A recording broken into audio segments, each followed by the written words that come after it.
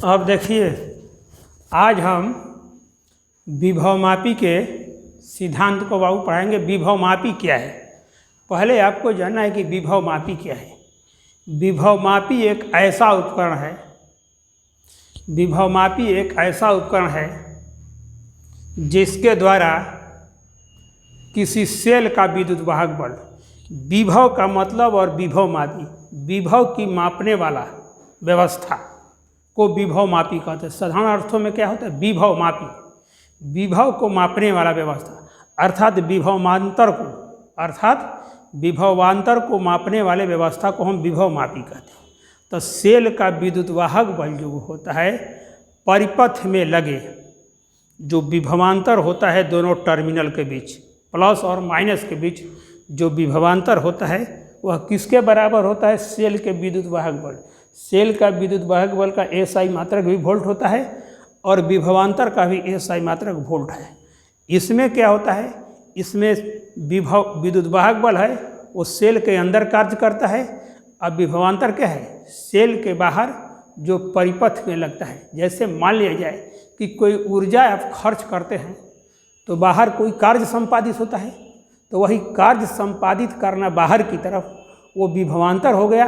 और सेल जो ऊर्जा देता है कार्य का करके, वह एनर्जी के रूप में, क्योंकि एनर्जी का भी वही चीज़ होता है जो विद्युत वाहक बल से स्रोत होता है और जो विभवांतर से स्रोत होता है। तो देखो, विभवमापी का अर्थ हुआ कि विभव को मापने वाला यंत्र, अर्थात विभवांतर को मापने वाला से व्यवस्था, और इसको विद्युत वाहक बल। तो किसी सेल के विद्युत वाहक बल का माप करने वाली व्यवस्था या किसी परिपथ में दो बिंदुओं के बीच विभवांतर को मापने वाला व्यवस्था को हम विभवमापी कहते हैं। तो चूंकि इसके द्वारा किसी परिपथ के दो बिंदुओं के बीच का विभवांतर नापा जाता है। क्या होगा? इसके द्वारा किसी विद्युतीय परिपथ के दो बिंदुओं के बीच का विभवांतर नापा जाता है, इसलिए इसको उपकरण के क्या होता है? विभवमापी कहते हैं। तो विभवमापी का सिद्धांत क्या है, पहले सोच लीजिए। विभवमापी का यह चित्र है, क्या है? विभव मापने वाले उपकरण के चित्र है। विभवमापी में एक लंबा तार PQ होता है। क्या होता है? विभवमापी में एक लंबा तार PQ होता है जिसमें बैटरी B द्वारा धारा I भेजा जाता है, जिसके में बैटरी B द्वारा धारा भेजा जाता है। इस बैटरी के साथ एक प्लग कुंजी के तथा एक धारा नियंत्रक, इसको अंग्रेजी में रियोस्टेट कहते हैं। क्या कहते हैं? रियोस्टेट कहते हैं। एक धारा नियंत्रक, धारा नियंत्रक का मतलब होता है जितना, मान लिया कि 10 एम्पीयर का धारा भेजनी है तो 10 एम्पीयर की धारा व्यवस्थित कर देगा, 20 एम्पीयर की धारा व्यवस्थित हो तो 20 एम्पीयर का। रियोस्टेट का मतलब करना है धारा नियंत्रित करना है। 5 एम्पीयर देना है तो 5 एम्पीयर जाएगा, 10 एम्पीयर देना है तो 10 एम्पीयर जाएगा। तब बैटरी के श्रेणी क्रम में एक प्लग कुंजी के तथा धारा नियंत्रक RH लगा रहता है। ठीक, C एक दूसरा सेल है जिसका भी धन ध्रुव P बिंदु पर जुड़ा रहता है और B बैटरी का भी धन ध्रुव P पर ही जुड़ा रहता है। इस सेल की व्यवस्था है कि C सेल का विद्युत वाहक बल B बैटरी से कम होता है। C सेल के ऋण ध्रुव से एक गैल्वेनोमीटर G, गैल्वेनोमीटर क्या है? गैल्वेनोमीटर वह व्यवस्था है जिसके द्वारा पता चलाया जाता है कि किसी भी फंक्शन में धारा का प्रवाह हो रहा है कि नहीं। इसको हिंदी में धारामापी कहते हैं, अंग्रेजी में हम इसको क्या कहते हैं? गैल्वेनोमीटर कहते हैं। इस गैल्वेनोमीटर से एक जाकी J लगा रहता है। जाकी J तार PQ पर फिसलने के लिए स्वतंत्र होता है। अब जाकी J क्या है? एक तरह से एक कांटी टाइप का व्यवस्था होता है। ये कांटी हो गया है ना, जब किसी तार में फंसाते हैं तो वही एक कांटी टाइप का जाकी, इसको ऐसे कांटी लगाकर इसको घुमाने वाले व्यवस्था को जाकी कहते हैं। समझ लिए? इस तार का कांटी होता है ना बेटा, तार का कांटी को इस तार में फंसा देते हैं ना, उसी तरह उसका नाम जाकी होता है। जबकि जे पी क्यू तार पर फिसलने के लिए स्वतंत्र होता है। माने जबकि जे को पी और क्यू के बीच कहीं भी फिसलाया जा सकता है। इस सारी व्यवस्था करने के बाद हम अब काम कैसे करते हैं। अब जबकि जे को पी क्यू तार पर फिसलाते रहते हैं, जबकि जे को पी क्यू तार पर फिसलाते रहते हैं और पी क्यू तार पर फिसलाने के बाद एक समय ऐसा आएगा कि गैल्वेनोमीटर में शून्य विक्षेप हो जाएगा। माने धारा प्रवाहित होते हुए भी इधर से धारा का प्रवाह रुक जाएगा। जब विक्षेप शून्य प्राप्त होता है तो हम समझते हैं कि ये विभवमापी जो उपकरण है संतुलन की अवस्था में बिना उपकरण को संतुलित किए हुए हम कोई उस पर मापन कार्य नहीं कर सकते हैं। इसलिए इलेक्ट्रिकल व्यवस्था में गैल्वेनोमीटर जो लगा रहता है, गैल्वेनोमीटर के संतुलित करके देखा जाता है कि ये संतुलन की अवस्था में है कि नहीं।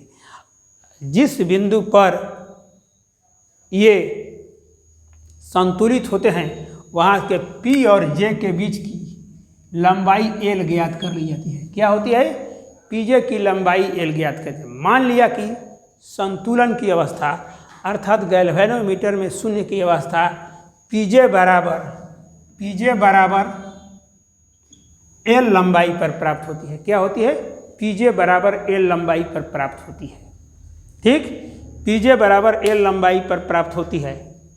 यदि PQ तार के प्रति एकांक, यदि PJ तार के प्रति एकांक लंबाई का प्रतिरोध रो हो, यानी PQ तार के प्रति एकांक लंबाई का प्रतिरोध रो हो, तो L लंबाई का प्रतिरोध कितना होगा? L इंटू रो हो जाएगा। 1 रुपया का 10 आम, तो 10 रुपया का 10 × 10 कर दीजिएगा 100। अगर इकाई लंबाई पर रो है तो L लंबाई पर कितना होगा? L into rho. यही हमने लिखा है। यदि PQ तार के इकाई लंबाई का प्रतिरोध रो है तो PJ बराबर L लंबाई का प्रतिरोध कितना होगा? L इंटू रो होगा। तो हमको जितना यहाँ से P और J लंबाई का प्रतिरोध कितना हो गया, हमको L इंटू रो मालूम हो गया। क्या हो गया? L इंटू रो मालूम हो गया।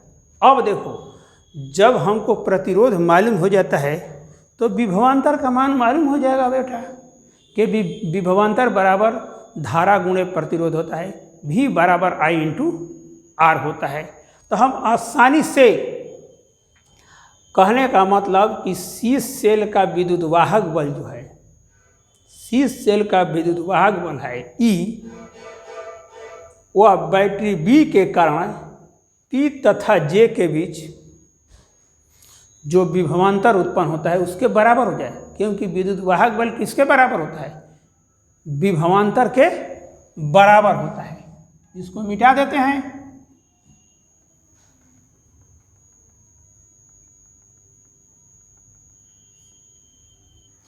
अतः संतुलन की स्थिति में शीर्ष सेल का विद्युत वाहक बल बराबर बैटरी B के कारण P एवं J के बीच विभवांतर V।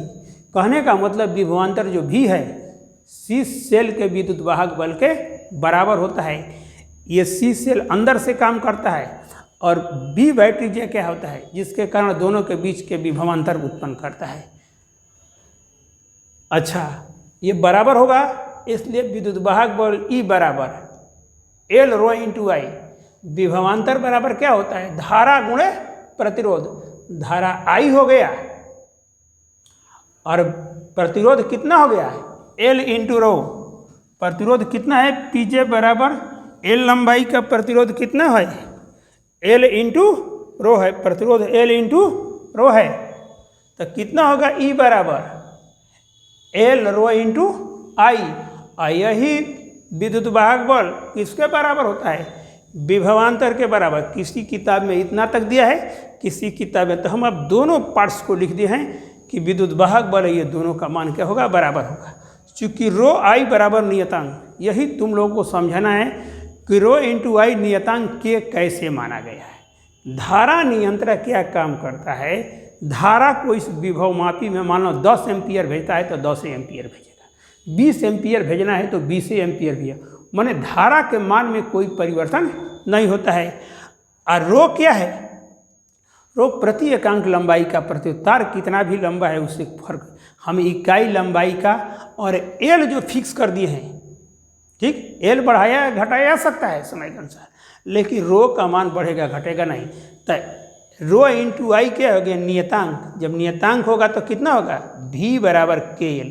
के जब नियतांक होगा बेटा, जब के को जब हटाते हैं तो v समानुपाती कितना होगा? एल। समानुपाती चिन्ह हटाते हैं तो नियतांक लगता है, और नियतांक हटाते हैं तो क्या होता है? समानुपाती चिन्ह लगता है। तो v समानुपाती एल। तो समीकरण 1, 2 तथा 3 विभवमापी का सिद्धांत है। तीनों को हम विभवमापी का सिद्धांत कर, जरूरत पड़ने पर तो इसको भी लागू कर सकते हैं, जरूरत पड़ने पर इसे। अर्थात विभवमापी में क्या है?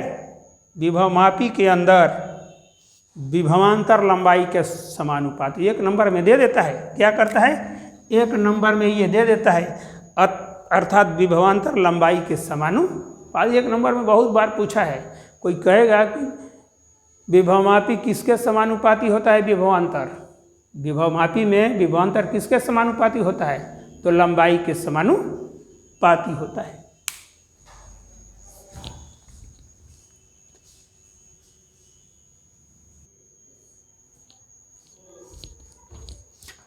देखिए बाबू, विभवमापी क्या है और विभवमापी का सिद्धांत हमने पढ़ा दिया। इस पर परीक्षा में 2 तरह से क्वेश्चन पूछे जाते हैं, और दोनों तरफ में पहला तरह क्या है? एक तने हुए तार वाले विभवमापी के सिद्धांत को समझावें, इससे किसी सेल का द्वारा आंतरिक प्रतिरोध कैसे ज्ञात किया जाता है। तो पहला नंबर तो हम विभवमापी का सिद्धांत पढ़ा दिए हैं।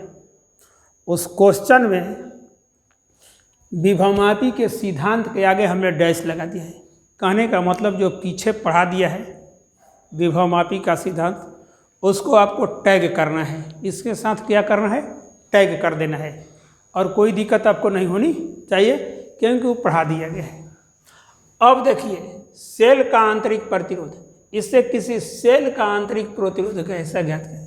तो एक बात समझ जाइए कि विभवमापी के सिद्धांत में जो फिगर दिया है, फिगर वही है, थोड़ा सा केवल परिवर्तन है। क्या है? थोड़ा सा परिवर्तन है।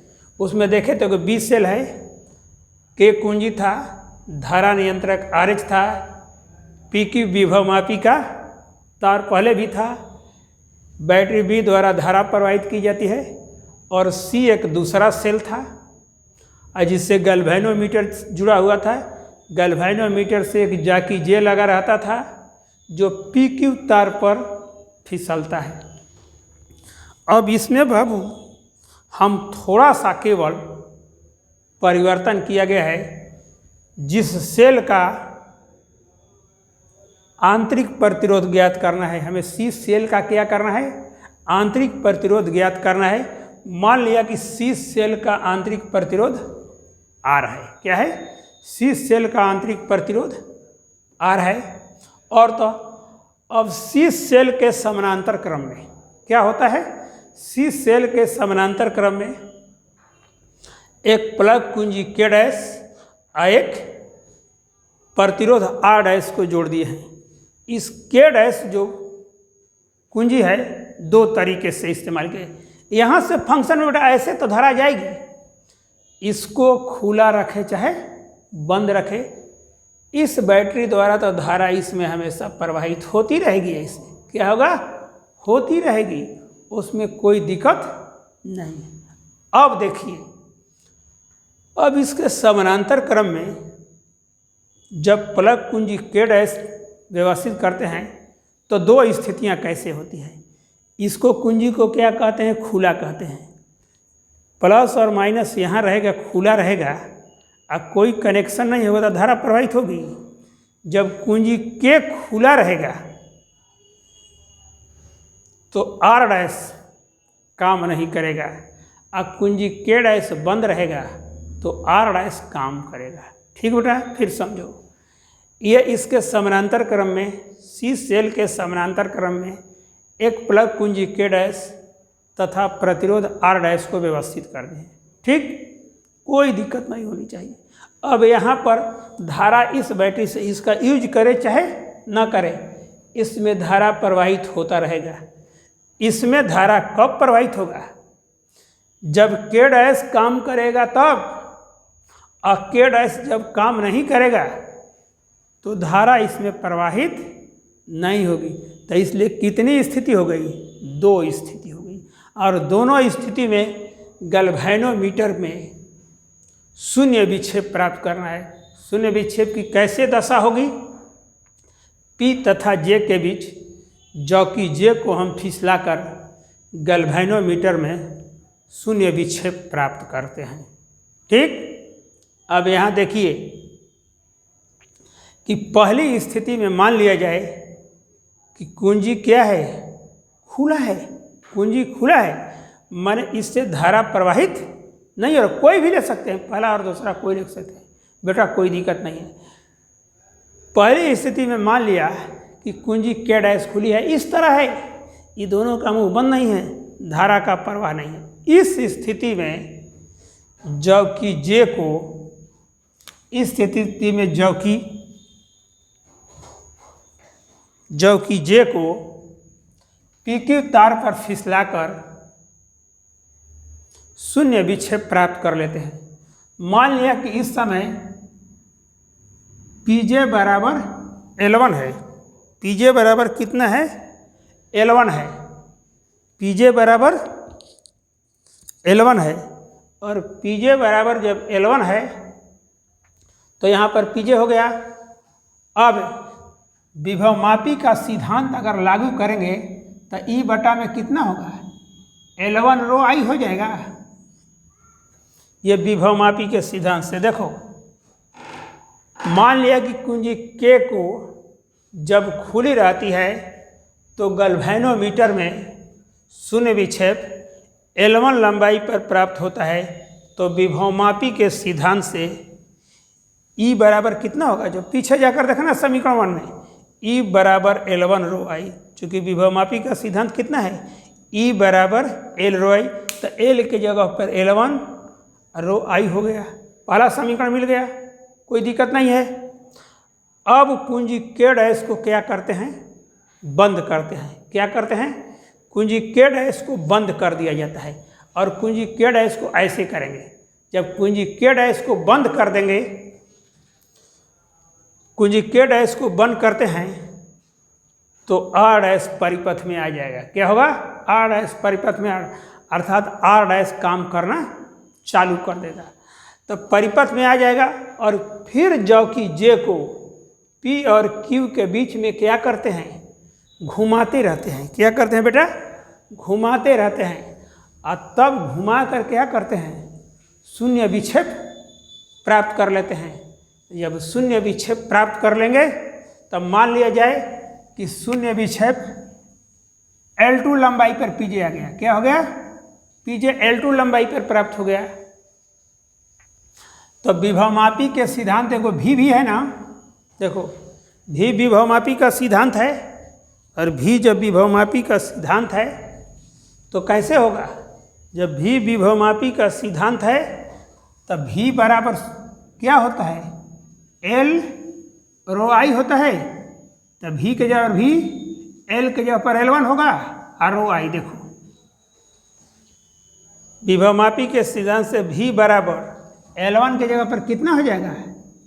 L2। अब V बराबर देखना तो समीकरण 2 में, विभवमापी के सिद्धांत में समीकरण 2 में देखना V बराबर L रो I है, तो V के जगह V, L के जगह पर L2 और रो I। इतना क्लियर हो गया? इसको मिटा देते हैं। V L रो I हो गया। अब क्या करते हैं? समीकरण 1 और 2, 1 से 2 में भाग देते हैं। तो देखो ये E है ना, E है, और ये क्या है? V है। तो E बटा में V L1 row I, L1 रो आई बटा में L2 रो आई। रो आई से रो आई कट गया, ई बराबर कितना, ई भी बराबर कितना होगा, L1 बटा में L2 हो गया।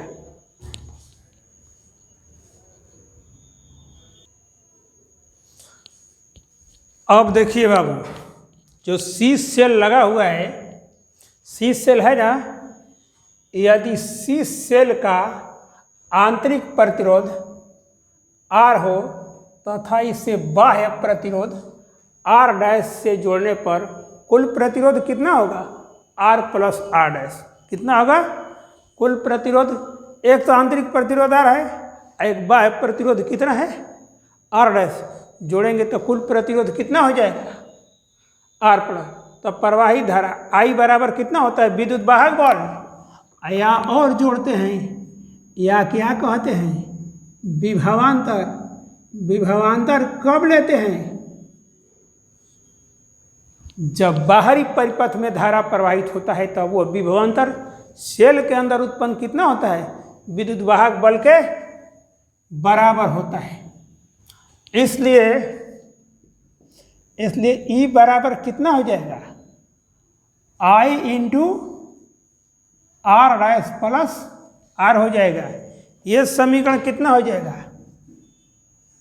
4 हो जाएगा। और कोई दिक्कत? यहाँ तक तो कोई दिक्कत नहीं है।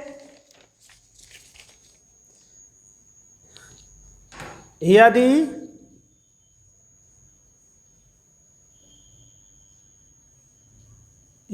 परिपथ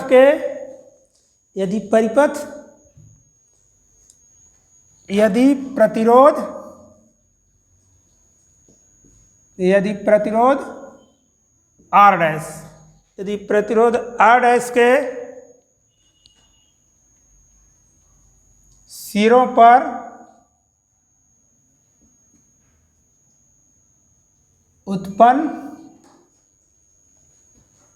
उत्पन्न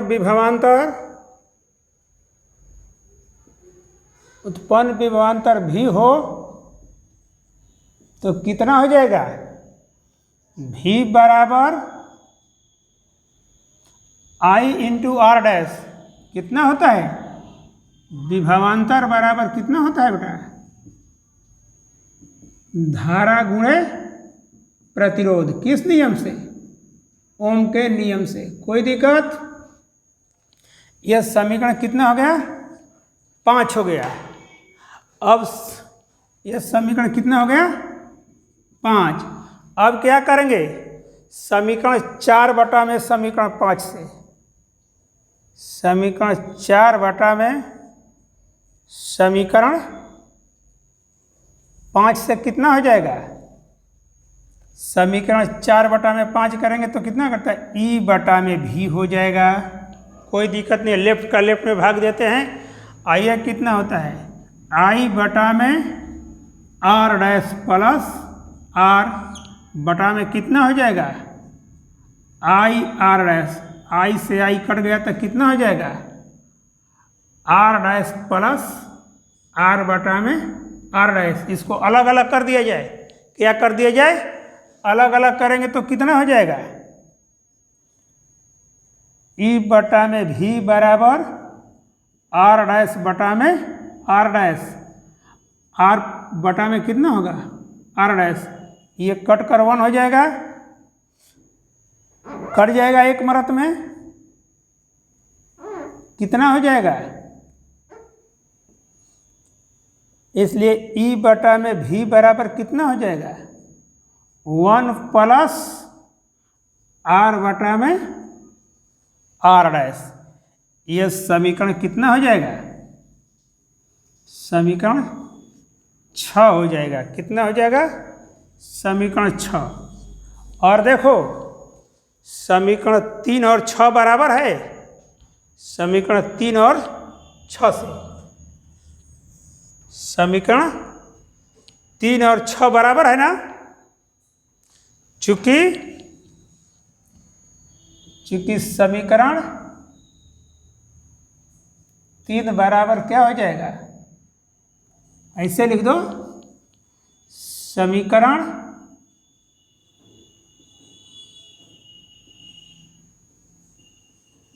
3 और 6 से, तो 3 कितना है, ये है 1 प्लस आर बटा में आर डैश, 1 प्लस आर बटा में आर डैश, इधर कितना है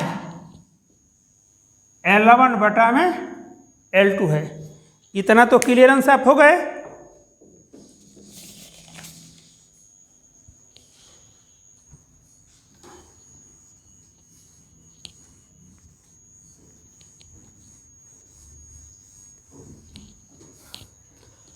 अब आपको निकालना है इसका मान, R का मान निकालना है, तो R बटा में R डैश L1 बटा में L2 -1 हो जाएगा,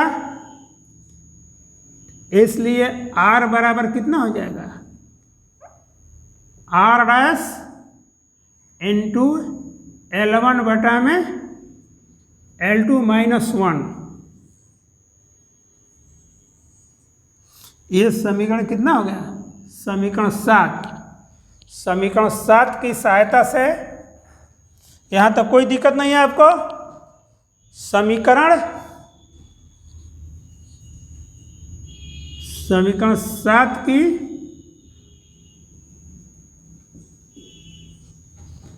सहायता से आंतरिक प्रतिरोध देख लीजिए, आंतरिक प्रतिरोध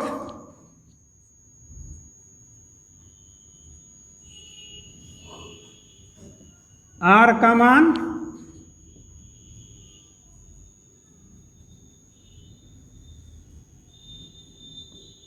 ज्ञात कर लिया जाता है। इतना तो कोई दिक्कत आपको नहीं होनी चाहिए।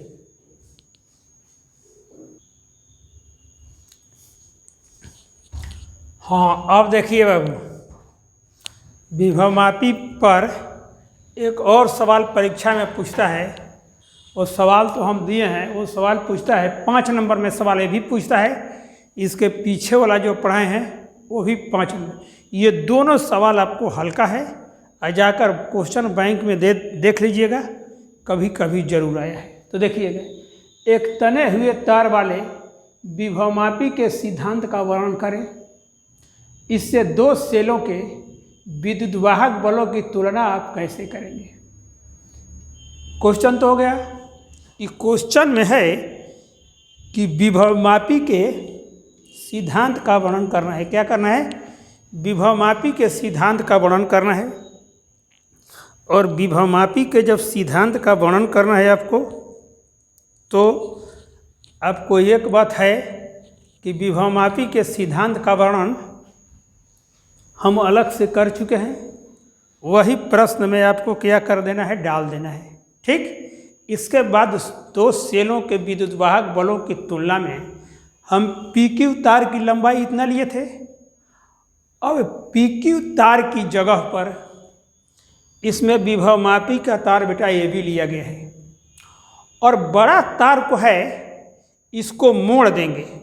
तो मोड़ेंगे तो क्या कंडीशन होगा, कैसे कंडीशन होगा, मोड़ने पर देखो कैसे होता है। ये तार हो रहा है ना, ये तार बेटा ध्यान से थोड़ा सा देखिएगा, ये तार है, तार मान लीजिए कि इतना लंबा है तार को हम मोड़ेंगे ऐसे, तार को मोड़ दिए, देखो तो तार को ऐसे मोड़ रहे हैं, तो आप क्या देखते हैं, तार को मोड़िएगा तो एक तरफ खाली रह जाए। देखो यहाँ तार को मोड़ेंगे तो एक तरफ इधर खाली हो जाएगा, और एक तरफ क्या होगा, ऐसे खाली होगा, तो ऐसे भी खाली होगा। देखो ऊपर खाली है ना, एगो तार है 3 फेरा में मुड़ा हुआ है, 1 फेरा में, देखो यहाँ खाली है। तार को मोड़ेंगे तो यहाँ खाली दिखाई दे रहा है, और नीचे जाएगा तो पर भी खाली होगा, फिर लौट कर रहेगा तो उधर खाली होगा, इधर बंद होगा, इधर बंद होगा तो इधर खाली हो गया। इधर जब खाली हो गया तो इधर बंद हो गया। तार को जब हम मोड़ते हैं ना इस तरह से ऐसे करके, तो एक तरफ बंद होता है और एक तरफ खाली होता है। और तार को इसी तरह बराबर लंबाई मान लिया जाए कि तार 1 मीटर है, तो तार को अगर 5 भाग में करेंगे, तार 1 मीटर बराबर 100 सेंटीमीटर, अगर उसको 5 भाग में बांटना है तो 20-20 सेंटीमीटर का एक भाग पड़ेगा। अगर 10 भाग में करना है, मोड़ना है, तो 10 सेंटीमीटर पड़ेगा। तो तार को यहाँ पर इस तरह ये भी तार लिया गया है। इसके मोड़ने का देखो, तार जब मोड़ेंगे तो ऐसे चलेगा, फिर ऐसे चलेगा, तो खाली रह जाएगा ना। यहाँ तार को मोड़ेंगे तो ये बन जाएगा। इसी तरह चलते चलते तार का एक सिरा ए होगा और तार का दूसरा सिरा बी हो जाएगा। तार जब बड़ा ले लीजिएगा, तार को मोड़िएगा तो एगो सिरा इधर रहेगा, एगो सिरा उधर रहेगा। तार के ए सिरे से एक संचायक सेल ये हेवी सेल होता है बेटा। क्या होता है? Heavy cell. ए बी सिरे से एक संचायक सेल एक प्लग कुंजी के तथा धारा नियंत्रक RH जुड़ा रहता है। तो धारा नियंत्रक RH क्या है? धारा नियंत्रक क्या होता है? किसी भी फंक्शन में 5 एम्पीयर प्रवाहित करना है तो 5 एम्पीयर समांजित कर देंगे, वो धारा को नियंत्रित करेगा, इससे बहने आपको नहीं देगा। इसलिए इसको अंग्रेजी में रियोस्टेट कहते हैं और हिंदी में क्या कहते हैं? धारा। इसको बी सिरा से जोड़ा जाता है। देख लो, ए सिरा से एक संचायक सेल बड़ा हेवी सेल होता है, एक प्लग कुंजी के तथा धारा नियंत्रक RH होता है। इसका संबंध बी से कर दिया जाता है। अच्छा, इसके द्वारा 2 सेलों का विद्युत वाहक बल निकालना है। मान लिया कि एक कीबोर्ड होता है। कीबोर्ड देखते हो ना घर में कीबोर्ड है, उसी तरह अगर कीबोर्ड होता है ना बेटा, तो जगह जगह बटन लगा रहता है। उसको बटन को क्या कहते हैं? कुंजी कहते हैं। जगह जगह कुंजी लगा रहता है। यहाँ पर इस कीबोर्ड द्वारा 2 सेल E1 और E2 सेल लिया गया है। इसका विद्युत वाहक बल E1 है, इसका विद्युत वाहक बल कितना है? ET है। ये 1 से जुड़ा हुआ है, ये 2 से जुड़ा हुआ है। इसी कीबोर्ड से एक तीसरा फंक्शन जुड़ा हुआ है। इससे एक प्रतिरोध R जुड़ा हुआ है। इस तार से एक गैल्वेनोमीटर G जुड़ा होगा और गैल्वेनोमीटर G से एक जाकी J जुड़ा रहता है, जो तार AB पर, जिसको तार AB पर ऐसे ऐसे कहीं भी करके खिसकाया जा सकता है, वो फ्री होता है।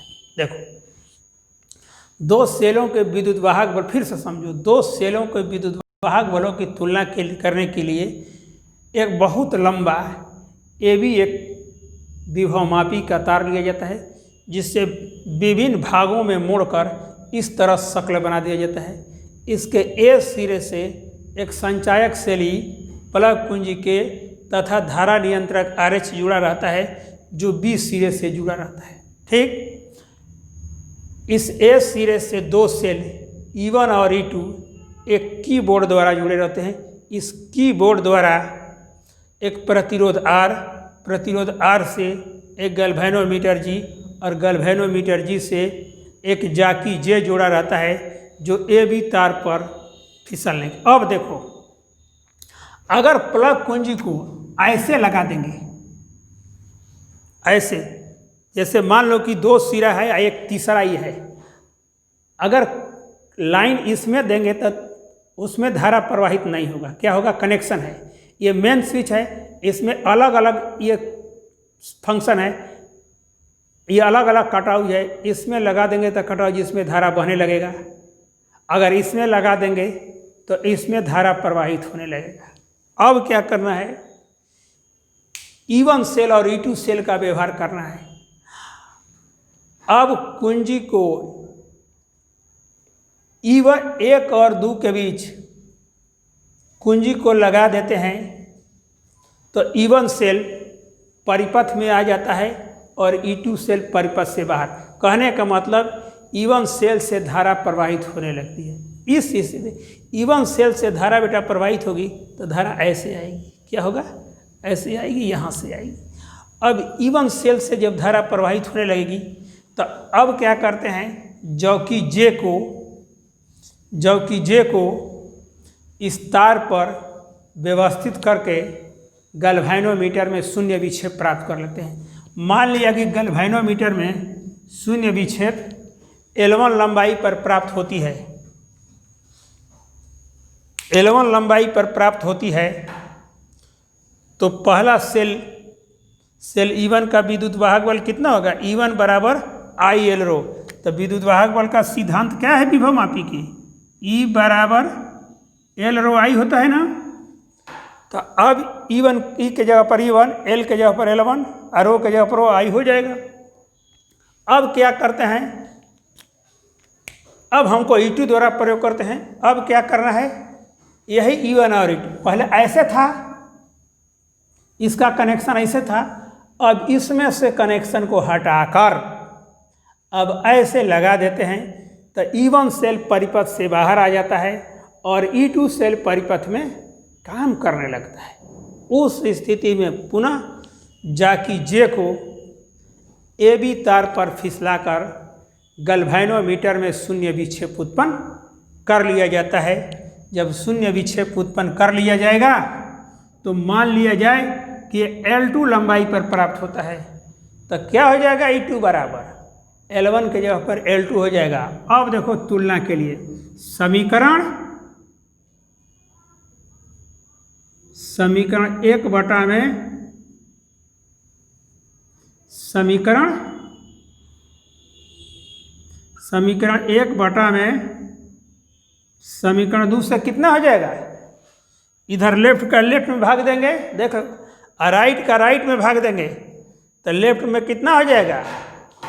E1 बटा में E2, E1 बटा में E2 हो जाएगा। आइए कितना हो जाएगा? बराबर L1 रो I हो जाएगा। आइए क्या होगा? L2 रो I हो जाएगा। और ये देख रहे हैं, ये कट गया, ये कट गया, तो क्या होगा? L1 बटा में L2, इसलिए E1 बटा में E2 बराबर L1 बटा में L2। ये समीकरण 3 हो गया। समीकरण 3 की सहायता से समीकरण 3 की सहायता से दो सेलों के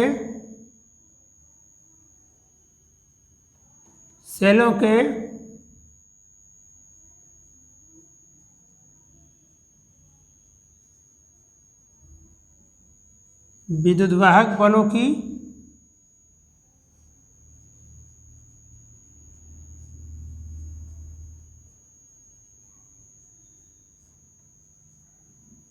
तुलना हो जाती है। कोई दिक्कत? इस तरह आपका दोनों क्वेश्चन तैयार होने में कोई दिक्कत नहीं होगा, सब बहुत बढ़िया है।